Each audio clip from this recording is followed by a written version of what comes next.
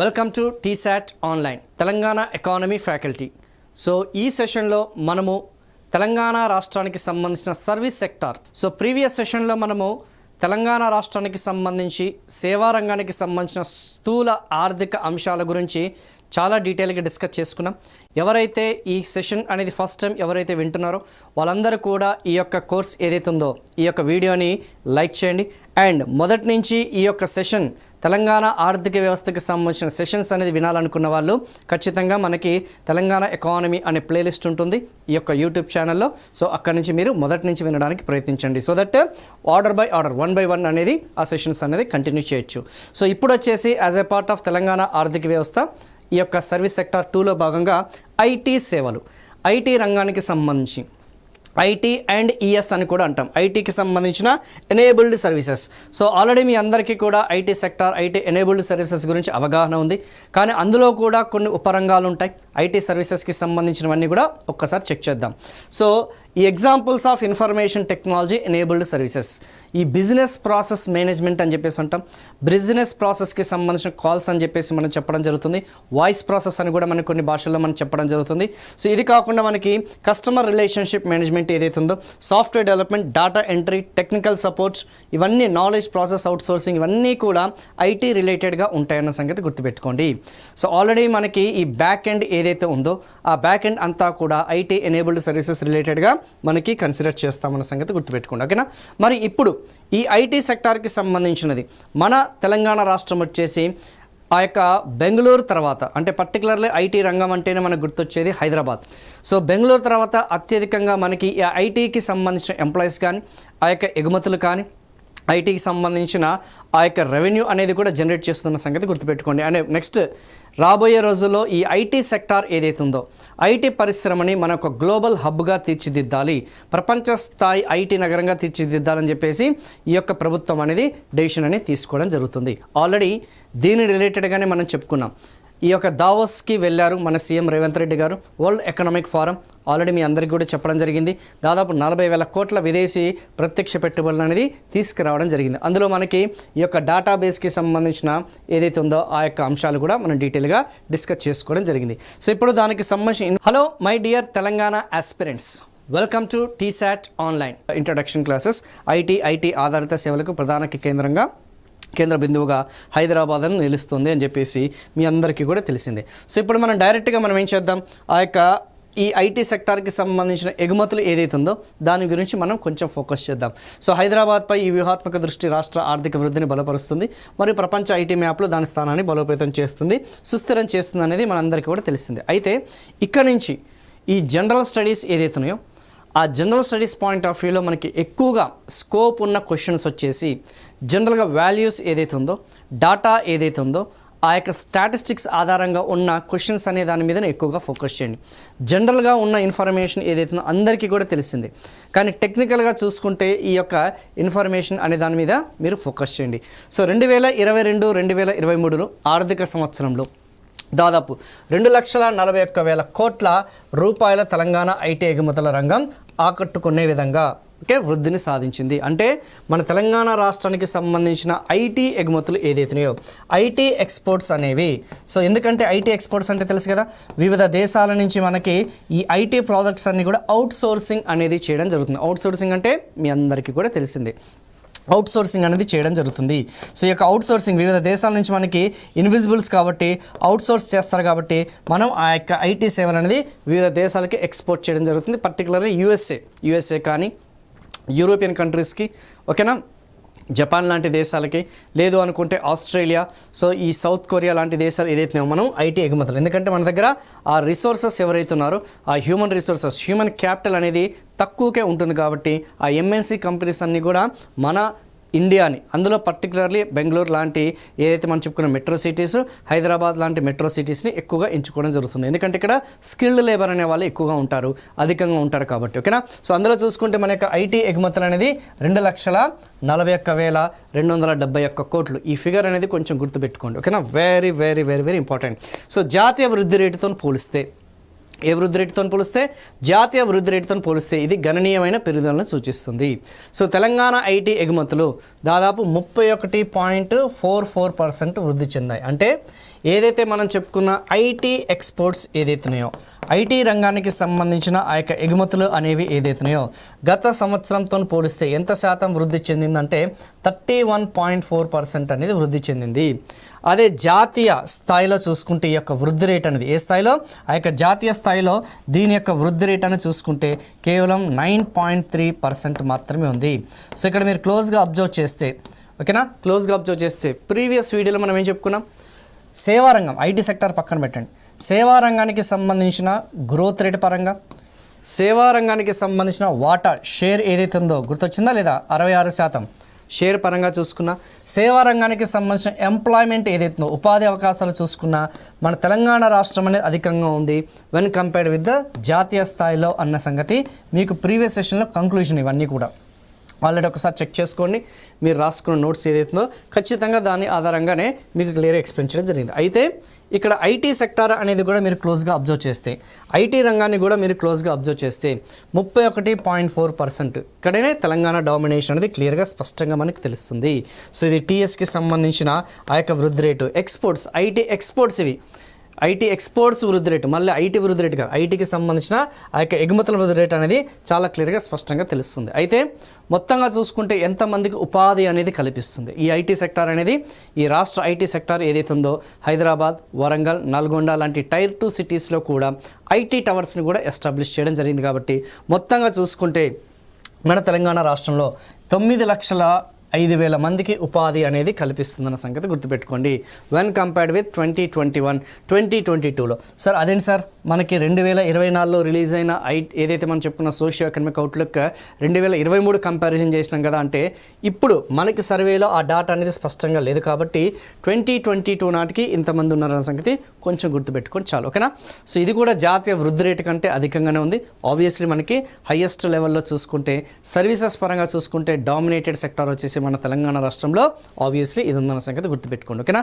So next one, ఎగుమతులు మరియు ఉపాధి రెండిట్లోనూ అసాధారణమైన పనితీరును ఐటీ రంగంలో ఆవిష్కరణలు మరియు పెట్టుబడులు ప్రముఖ గమ్యస్థానంగా తెలంగాణ స్థానాన్ని పటిష్టం చేస్తుంది. గూగుల్ లాంటి సంస్థలు కానీ ఓకేనా.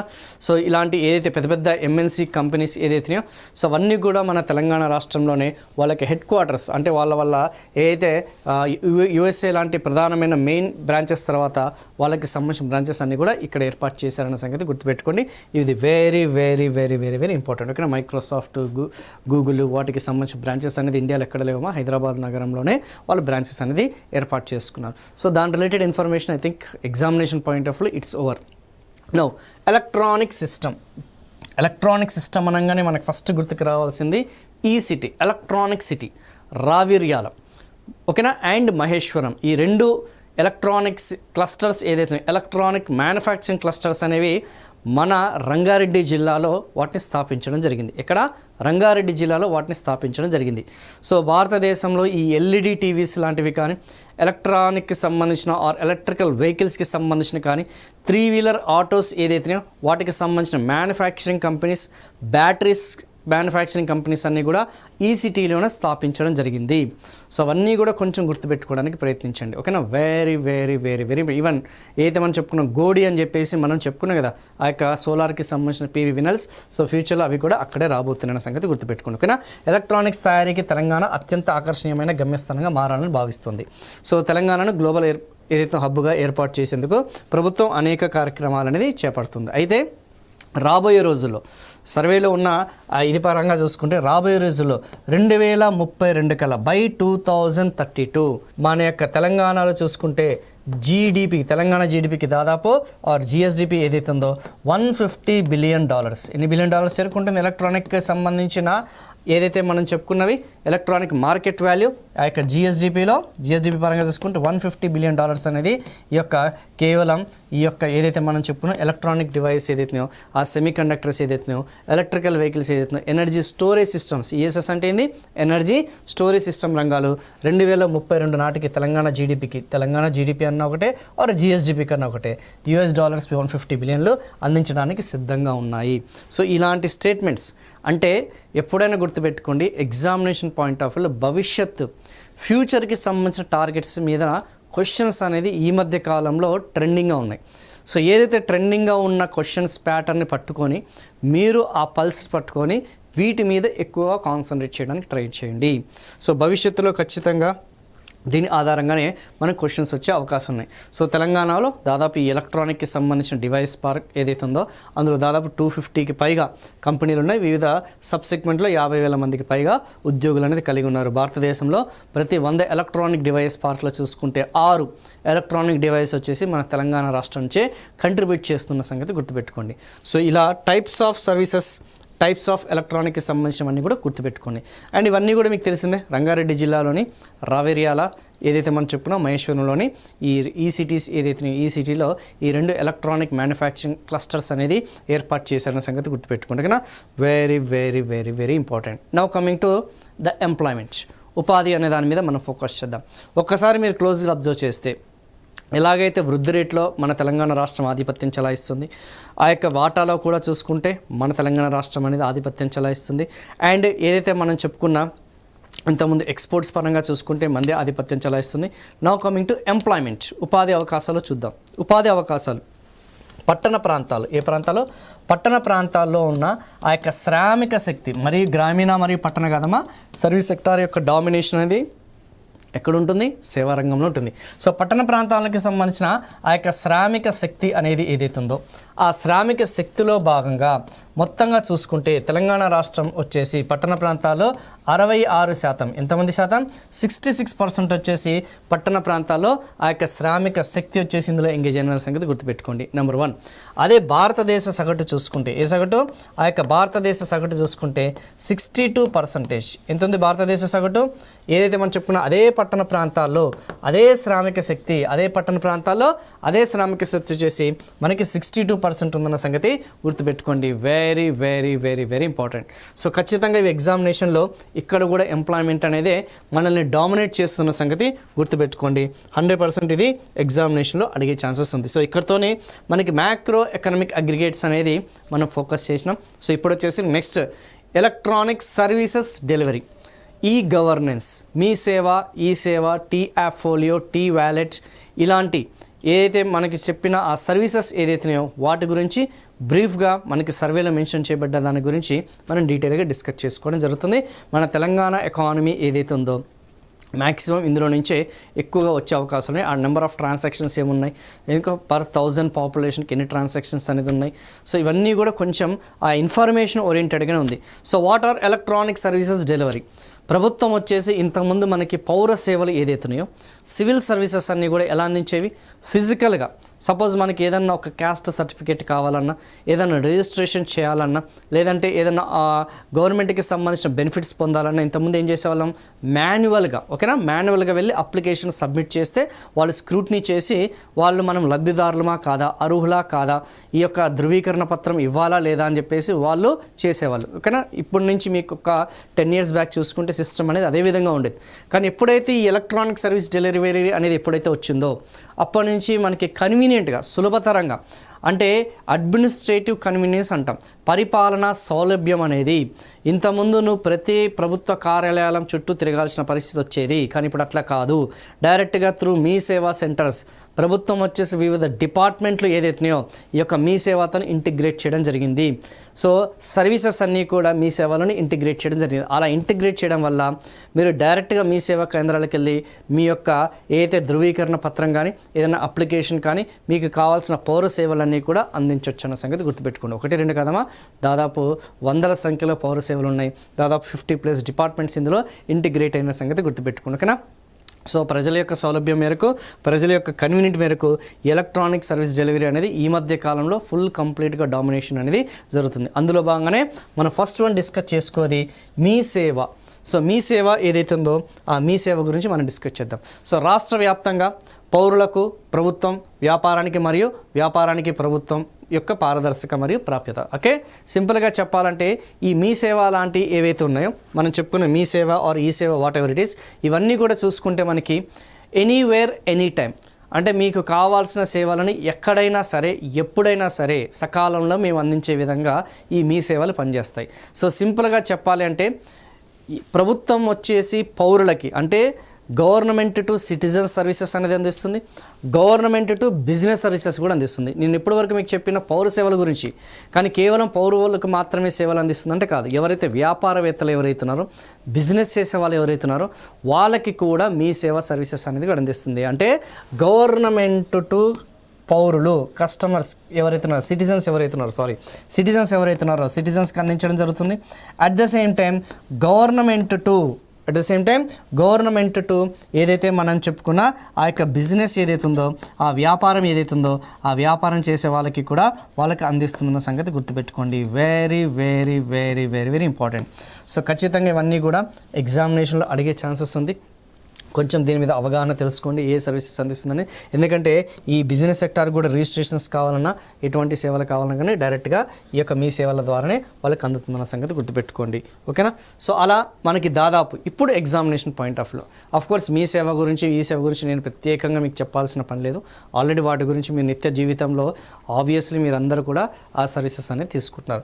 సో మీ సేవ ప్రస్తుతం రోజుకి 1 నుంచి 1.5 లక్షల వరకు, ఓకేనమ్మా, ఆ యొక్క ఎవరైతే ఉన్నారో పర్సన్స్ ఎవరైతే ఉన్నారో వాళ్ళు విజిట్ చేస్తున్నారన్న సంగతి గుర్తుపెట్టుకోండి. నెంబర్ 1.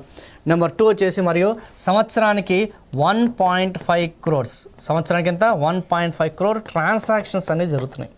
ఎన్ని ట్రాన్సాక్షన్స్? 1.5 ట్రాన్సాక్షన్స్. రిజిస్ట్రేషన్ వచ్చేసి ఇవన్నీ సంగతి గుర్తుపెట్టుకోండి.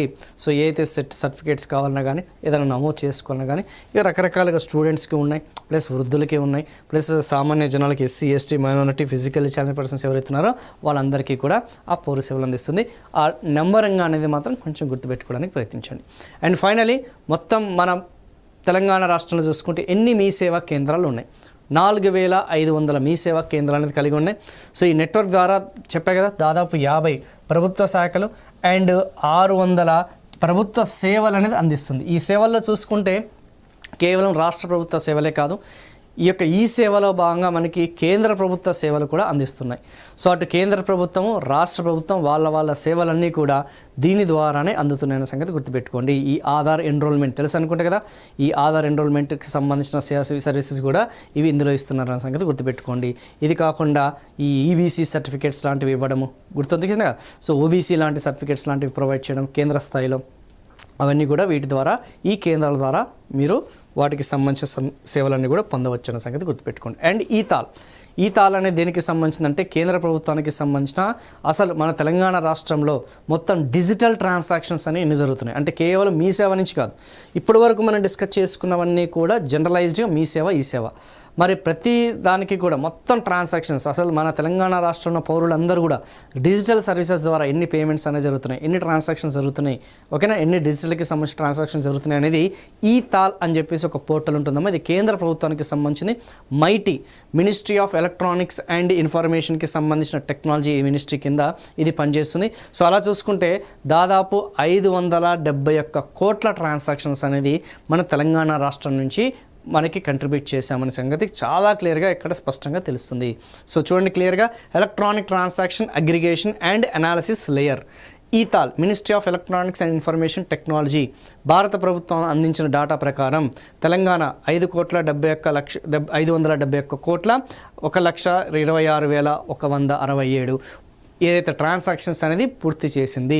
సో జూన్ 2014 అండ్ మే 2024 మధ్య ఈ లావాదేవీలు మరియు ప్రతి 1000 జనాభాకి ఈ లావాదేవీలు అనేది ఎంత ఉంది? సో దాదాపు 1,62,24,724. ఓకేనా? సో ఏదైతే మనం చెప్పుకున్నా పర్ 1000 ఈ ట్రాన్సాక్షన్స్ అన్ని ఎన్ని జరిగాయి, మొత్తం టోటల్ ఈ ట్రాన్సాక్షన్స్ అన్ని ఎన్ని జరిగాయి, ఈ యొక్క డిజిటల్ లావాదేవీలు ఏదైతున్నాయో మొత్తం టోటల్ మన తెలంగాణ రాష్ట్రంలో పౌరులందరూ కూడా ఎంత చేసిరు, అండ్ పర్ 1000 పాపులేషన్ ప్రతి 1000 జనాభాకి ఎంత చేసిరు అనేది కొంచెం గుర్తుపెట్టుకోవడానికి ప్రయత్నించండి. ఓకేనా? ఇక్కడ వచ్చేసి 1,62,24,724. సో అక్కడ వచ్చేసరికి 571 కోట్ల 1,26,000. సో ఈ డాటా అంతా కూడా ఎగ్జామినేషన్ పాయింట్ ఆఫ్ వ్యూని ఎక్కువగా ఫోకస్ చేయడం, ఎందుకంటే జనరల్గా మనకంతా కూడా కాన్సెప్ట్స్ తెలుసు, కానీ ఇప్పుడు ఇవి అవసరం లేదు. నెక్స్ట్ వన్, మీ సేవ 2.0 ఏదైతే ఉందో అందులో భాగంగా 2018 సంవత్సరంలో తెలంగాణ ప్రభుత్వం మీ సేవ 1.0 ప్లేస్లో మీ సేవ 2.0 అనేది రీప్లేస్ చేయడం జరిగింది. అంటే అదనంగా కొన్ని సర్వీసెస్ అందించడం. అందులో భాగంగా మనకి మీ సేవకి వెళ్లకుండానే టీ యాప్ ఫోలియో అని చెప్పేసి ఇంట్రొడ్యూస్ చేయడం జరిగింది. సో ఈ టీ యాప్ ఫోలియోలో చూసుకుంటే మనకి వివిధ రాష్ట్ర ప్రభుత్వానికి సంబంధించిన సర్వీసెస్లో, అన్ని సర్వీసెస్ కాదు, కొన్ని సర్వీసెస్ ఏదైతున్నాయో అవి డైరెక్ట్గా మీ మొబైల్ ఫోన్ ద్వారానే మీరు ఆ సేవలు అనేది అందించవచ్చు. ఇక్కడ చూడండి క్లియర్గా మనకు కనిపిస్తుంది కదా, ఇక్కడ నుంచి income, caste, residential, date of birth certificates అన్ని కూడా మీ యాప్ ద్వారానే మీరు రిజిస్టర్ చేసుకోవచ్చు అని చెప్పేసి, నమోదు చేసుకోవచ్చు అని చెప్పేసి. అలా మీకు దానికి సంబంధించిన ఆ యొక్క ఎనీ టైమ్ ఎనీవేర్ గవర్నమెంట్స్లో భాగంగా మీ యొక్క చేతిలోనే మీ మొబైల్ ఫోన్ ద్వారానే ఈ టీ యాప్ ఫోలియో యాప్ అనేది మీరు ఇన్స్టాల్ చేసుకుంటే మీకు కావాల్సిన పౌర సేవలన్నీ కూడా ప్రభుత్వం నుంచి పౌరులకు కానీ, ప్రభుత్వం నుంచి వ్యాపారానికి కావాల్సిన అన్ని రకాల సేవలన్నీ కూడా ఇందులో ఉంటాయన్న సంగతి గుర్తుపెట్టుకోండి. Very very very very very important. So T app folio అనేది తెలంగాణ ప్రభుత్వంచే ఒక ఫ్లాగ్షిప్ గవర్నెన్స్ అంటే ఏంది, మొబైల్ గవర్నెన్స్కి సంబంధించిన ఒక ఇనిషియేషన్ అన్న సంగతి గుర్తుపెట్టుకోండి. ఇందులో మనం చెప్పుకున్న మీ సేవలో ఎన్ని రకాల సర్వీసెస్ అనేది అందిస్తారు, 600 రకాల సర్వీసెస్. ఎన్ని డిపార్ట్మెంట్లు, 50 డిపార్ట్మెంట్లు. కానీ టీ యాప్ ఫోలియో చూసుకుంటే కేవలం 28 ప్రభుత్వ విభాగాలు, డిపార్ట్మెంట్స్ అండ్ 267 రకాల సేవలు అనేది టీ యాప్ ఫోలియో అనేది అందిస్తుంది. సో కొంచెం అన్ని సర్వీసెస్కి మీ సేవకి వెళ్ళకుండా, ఎందుకంటే కొన్ని గ్రామాల్లో, కొన్ని పట్టణ ప్రాంతాల్లో బిజీ లైఫ్ అనేది ఉంటుంది కాబట్టి వాళ్ళ ఎకనామిక్ యాక్టివిటీస్, వాళ్ళ ఆర్థిక కార్యకలాపాలు ఏదైనా మీ సేవ అనేది మీది విజిట్ చేయాలంటే ఖచ్చితంగా ఒక పూట అనేది ఏదైతే ఉందో ఒక 3 to 4 hours అనేది మనకి వేస్ట్ అవుతుంది. కాబట్టి అలా కాకుండా ఇంటి దగ్గరే కొన్ని సేవలు అనేది అందించడం జరిగింది. అలా ప్రభుత్వం అనేది కొంచెం ఇంకా ప్రజలకి దగ్గరగా ఉండే విధంగా ఆ యొక్క నిర్ణయాలని తీసుకున్నారనే సంగతి గుర్తుపెట్టుకోండి. అలా T app folio. So play store మరియు యాపిల్ స్టోర్లు అన్నీ కూడా ఎప్పుడైనా ఎక్కడైనా యాక్సెస్ చేసుకోవచ్చు అన్న సంగతి గుర్తుపెట్టుకోండి. సో అప్లికేషన్ దాదాపు 3.3 lakh ఏదైతే మనం చెప్పుకున్న మంది పౌరులకి సేవలు అందించింది. ఈ డాటా అంతా చెప్పే కదా ఎంతమందికి పౌర సేవలు అందించింది, ఈ డాటా అంతా కూడా కొంచెం ఫోకస్ చేయడానికి ప్రయత్నించండి. 2023-24లో 76 కోట్లు మరియు 25 లక్షల మంది పౌరులకి సేవలు అందించారన్న సంగతి గుర్తుపెట్టుకోండి. సో దాదాపు 76 crores 25 lakhs మంది పౌరులకి ఈ సేవలు అందించాయి. మొత్తంగా చూసుకుంటే ఇవన్నీ కూడా కొంచెం గుర్తుపెట్టుకోవడానికి ప్రయత్నించండి. టీ యాప్ ఫోలియో తర్వాత దాదాపు 76 కోట్ల మంది ఏదైతుందో వాళ్ళు లబ్ధి పొందారు అండ్ 25 లక్షల మందికి ఏదైతుందో సేవలు అందించారన్న సంగతి గుర్తుపెట్టుకోండి. ఓకేనా. ఇప్పుడు వచ్చేసరికి మనకి ఈ ప్లే స్టోర్లో మరియు యాపిల్ స్టోర్లో ఈ రెండిట్లోనూ ఈ యొక్క టీ యాప్ ఫోలియో అనేది మనకి అందించడం జరుగుతుంది. ఇప్పుడు మీరు ఇక్కడ ఒకసారి క్లోజ్గా అబ్జర్వ్ చేస్తే మనకు కావాల్సింది ఏంది, ఈ యొక్క డాటా సర్వేలో ఎన్ని ట్రాన్సాక్షన్స్ అనేవి ఉన్నాయి, ఎన్ని ట్రాన్సాక్షన్స్ అనేది టీ యాప్ ఫోలియో ద్వారా జరుపుతున్నారు అండ్ ఎన్ని కోట్ల సంబంధించిన లావాదేవీలు అనేది జరిగిందనేది కొంచెం చూసుకుందాం. సో అప్లికేషన్ దాదాపు సుమారు 3.3 lakh ఎంతమంది పౌరులకి ఈ సేవ, ఈ T app folio, not Mee Seva, E Seva T app folio అనేది ఎంతమంది లావాదేవీలు అనేది కొనసాగుతుంది, ఆల్మోస్ట్ 3.3 lakhs వరకు. ఓకేనా. మొత్తం లావాదేవీల యొక్క విలువ అనేది 2023-24 చూసుకుంటే 76 కోట్ల విలువ గల ఫినాన్షియల్ ట్రాన్సాక్షన్స్ అన్ని కూడా తీసుకుంది అండ్ 25 లక్షల మందికి, ఇప్పటి వరకు 25 లక్షల మందికి ఆ పౌరులు ఎవరైతున్నారో దానికి సేవలు అనేది అందించారన్న సంగతి గుర్తుపెట్టుకోండి. సో గత సంవత్సరంలో ఎంతమంది పౌరులు, టోటల్గా ఎంతమంది పౌరులు అండ్ ఓవరాల్గా చూసుకుంటే ఈ లాస్ట్ ఇయర్ 2023లో ఫినాన్షియల్ ట్రాన్సాక్షన్స్ ఎన్ని. సో ఇవన్నీ కూడా కొంచెం చూసుకోండి. ఓకేనా. సో మొత్తం లావాదేవీలు, సో గత సంవత్సరం వచ్చేసి 76 కోట్ల లావాదేవీలే, కానీ టోటల్ ట్రాన్సాక్షన్స్ వచ్చేసి మనకి 326 కోట్లు. అంటే గత సంవత్సరంలో నుంచి అయినా బిట్టుపడే అవకాశం ఉంది, లేదంటే 2018 నుంచి ఇంట్రడ్యూస్ చేయబడిన ఆ టీ యాప్ ఫోలియోలో మొత్తం లావాదేవీలన్నా అడిగే ఛాన్సెస్ ఉంది. మొత్తం మనం చెప్పుకునే 25 లక్షలు అని అడుగుతాడు, లేదా 326 అని అడుగుతాడు. లేదు గత సంవత్సరంలో చూసుకుంటే 3.3 లక్షలను అడుగుతాడు, 76 కోట్లను అడుగుతాడు. సో వీటి మీద ఈ ట్రాన్సాక్షన్స్ ఏదైతుందో దీని మీద మీరు కొంచెం ఫోకస్ చేయడమా. Next one T wallet. గవర్నెన్స్లో భాగంగా మన భారతదేశంలోనే మొట్టమొదటిసారిగా డిజిటల్ వ్యాలెట్ అనేది ఇంట్రడ్యూస్ చేయడం జరిగింది. తెలంగాణ ప్రభుత్వం has introduced first digital wallet. Like ఎలాగైతే సేమ్ యాజ్ ఇట్ ఈస్గా మీకు ఈజీగా కన్వీనియంట్గా చెప్పాలి అంటే, మీరు ఎలాగైతే ఫోన్పే యూజ్ చేస్తున్నారో, ఎలాగైతే గూగుల్ పే యూజ్ చేస్తున్నారో, ఎలాగైతే పేటిఎం యూజ్ చేస్తున్నారో, సేమ్ ప్రభుత్వం రంగానికి సంబంధించిన టీ వ్యాలెట్. సో ఇందులో digital transactions, IMPS, NEFT, everything. ఇప్పుడు మీకు ఏదైతే యూటిలిటీస్ ఏవైతే ఉన్నాయో, ఏవైతే సర్వీసెస్ అనేది యాప్లో ఉన్నాయో, అన్ని సర్వీసెస్ అనేవి మన టీ వ్యాలెట్లో కూడా ఉన్నాయి. మొట్టమొదటి అధికారిక డిజిటల్ వ్యాలెట్ అన్న సంగతి గుర్తుపెట్టుకోండి. పూర్తిగా తెలంగాణ ప్రభుత్వం యొక్క కంట్రోల్లో ఉందన్న సంగతి గుర్తుపెట్టుకోండి. గవర్నమెంట్ అనేది నిర్వహిస్తున్న సంగతి గుర్తుపెట్టుకోండి. కనిపిస్తుందా? Pay your bills T wallet ద్వారా. క్యాష్ బ్యాక్ ఆఫర్స్ అని కూడా ఉంటాయి. బుక్ మై షో లాంటివి కానీ, IRCTCకి సంబంధించిన కానీ, టీజీఆర్టీసీకి సంబంధించిన సర్వీసెస్ ఎవ్రీథింగ్ మొత్తం A to Z 2017 జూన్లో మనకి టీ వ్యాలెట్ సర్వీసెస్ అనేది స్టార్ట్ అవ్వడం జరిగింది. ఇది తెలంగాణ రాష్ట్ర ప్రభుత్వ అధికారిక డిజిటల్ వ్యాలెట్. ఒక రాష్ట్ర ప్రభుత్వం తన సొంత అధికారిక డిజిటల్ వ్యాలెట్ను రూపొందించడం ఇదే ప్రప్రథమ. అప్పట్లో ఆ కాలంలో వాళ్ళు ఇంట్రడ్యూస్ చేసిరామా, సో అది కొంచెం చూసుకోండి. ఇది ప్రతి ఒక్కరికి డిజిటల్ చెల్లింపులు చేయడానికి అన్ని వేళ ఉంటుంది, అన్ని ప్రదేశాల్లో అందుబాటులో ఉంటుంది. సో ప్రభుత్వ మరియు ప్రైవేటు లావాదేవీలన్నిటికీ కూడా పౌర వ్యాలెట్ ఆల్రెడీ చెప్పినా కదా. సో డైరెక్ట్గా మీకు ఒక క్లారిటీ అనేది ఇచ్చేసిన వాట్ ఈజ్ వాట్ అని చెప్పేసి. సో పౌర సరఫరాల శాఖ ఈ పాస్ ఈ పాయింట్ ఆఫ్ సేల్ అని చెప్పేసి అంటాం కదా, సో అది కూడా అందించడం జరుగుతుంది. సో ఇది కాకుండా రాష్ట్రంలో దాదాపు 11,000 మందికి శ్రీనిధి బిజినెస్ కరస్పాండెంట్కి సంబంధించిన ఆ యొక్క పాయింట్లను కూడా టీ వ్యాలెట్ ద్వారా సమీకృతం చేయడం. అంటే గవర్నమెంట్ అందించే ఏదైతే సర్వీసెస్ ఏదైతే అవి కూడా టీ వ్యాలెట్తో ఇంటిగ్రేట్ చేయడం జరిగింది. సమీకృతం అంటే ఏంది, ఇంటిగ్రేట్ చేయడం జరిగిందన్న సంగతి గుర్తుపెట్టుకోండి. సో టీ ఏదైతే మనం చెప్పుకున్న పౌర సరఫరాలకి సంబంధించిన ఆ యొక్క తమ్నేలు ఉంటాయి కదా, టీ పాస్ అని చెప్పేసి తెలంగాణకి సంబంధించిన ఈ ఏదైతుందో ఈ పాయింట్ ఆఫ్ సేల్ అవుతుందో అవన్నీ కూడా ఇలా ఉంటాయి చూడండి. So send money, load money, transfer money, pay money, అలా గవర్నమెంట్కి సంబంధించిన యూటిలిటీస్ ఏదైతే అవన్నీ కూడా దీని ద్వారా తెలుసుకోవచ్చు. అలా మొత్తంగా ఎన్ని మిలియన్ ట్రాన్సాక్షన్స్ అనేవి జరిగాయి, 42.6 మిలియన్ ఏదైతుందో ట్రాన్సాక్షన్స్ అనేది జరిగిన సంగతి క్లియర్గా మనకి స్పష్టంగా తెలుస్తుంది. అంటే దాదాపు 4.26 కోట్ల ఆ యొక్క డిజిటల్ ట్రాన్సాక్షన్స్ అనేవి జరిగినాయి. పౌరులు మరియు ప్రభుత్వ విభాగాల మధ్య 1.43 మిలియన్ పైగా పౌరులు, అంటే దాదాపు 15 లక్షలు, అంటే 14 లక్షల మంది ఈ టీ వ్యాలెట్ని డౌన్లోడ్ చేసుకున్నారు. సో ఇప్పుడు వచ్చేసరికి మొత్తం ట్రాన్సాక్షన్ వాల్యూ ఎంత ఉంది, సో దాదాపు ఎన్ని కోట్ల లావాదేవీలు అనేది ఇవన్నీ కూడా జరిగినాయి. ఇవన్నీ కూడా కొంచెం గుర్తుపెట్టుకున్నాం. ఇది ప్రతిరోజు దాదాపు 23,000 మంది లావాదేవీలు నిర్వహిస్తుంది. నెలవారీగా లావాదేవీల యొక్క విలువ ఇప్పటి వరకు ఎంత లావాదేవీలు అనేది ట్రాన్సాక్షన్స్ అనేది జరిగింది. సో ఇవన్నీ కూడా కొంచెం ఎగ్జామినేషన్ పాయింట్ ఆఫ్ వ్యూలో గుర్తుపెట్టుకోవడానికి ప్రయత్నించండి. సో నెక్స్ట్ వన్, ఈ సర్వీస్ సెక్టార్కి సంబంధించింది ఏదైతే ఉందో, ఓకేనా, టీ శాట్కి సంబంధించింది. ఇప్పుడు మీ క్లాసెస్ అన్నీ కూడా సో వింటున్నవన్నీ కూడా టీ శాట్కి సంబంధించినవి కదా. ఇంతకుముందు మనకి టీ నిపుణ అని చెప్పేసి, టీ విద్య అని చెప్పేసి మనకి సపరేట్గా ఉండేది. సో ఈ యొక్క టీ విద్య వచ్చేసి కాంపిటేటివ్ ఎగ్జామినేషన్స్కి సంబంధించి like DSC, group 1, group 2 and ఇటీవల ప్రభుత్వం ప్రకటించిన జాబ్ క్యాలెండర్ 2025లో భాగంగానే మా క్లాసెస్ అన్నీ కూడా మీరు వింటున్నారు. సో అలా కాంపిటేటివ్ ఎగ్జామినేషన్స్కి సంబంధించిన, ఎంట్రన్స్ ఎగ్జామినేషన్కి సంబంధించిన ఏవైనా సరే మనకి టీ విద్యలో మనకు అందించడం జరుగుతుంది. ఓకేనమ్మా. ఇది కాకుండా ఎవ్రీడే లైవ్ సెషన్స్ అనేది మనకి టీ నిపుణ కింద 4 to 5 ఏదైతే మనం చెప్పుకున్న పిఎం మధ్యలో ఈ వ్యవసాయ రంగానికి సంబంధించిన, పశుపోషణకి సంబంధించిన, రైతు మిత్రకి సంబంధించిన కానీ ఈ యొక్క మానసిక ఏదైతే హెల్త్ కేర్కి సంబంధించిన సెషన్స్ అన్నీ కూడా, ఆ యొక్క హ్యూమన్ రిసోర్స్ డెవలప్మెంట్, మానవాభివృద్ధికి సంబంధించిన ఆ సెషన్స్ అన్నీ కూడా ఉంటాయి. సో టీ శాట్లోనే మనకి రికార్డెడ్ సెషన్స్ అన్నీ కూడా, టీ విద్య లైవ్ సెషన్స్ అన్నీ కూడా చూసుకుంటే మనకి ఈ టీ నిపుణ కింద మీకు అందించడం జరుగుతుంది. సో మన టీవీ స్థానంలో రాష్ట్రంలో టీ శాట్ అనేది దాని ఇంతకుముందు మన టీవీ అనేది రీప్లేస్ చేయడం జరిగింది. So T SAT Telangana skills academic and training ఏదైతే ఉందో దానికి సంబంధించిన ఫుల్ ఫామ్ అమ్మ, ఇవన్నీ కూడా చూసుకోండి.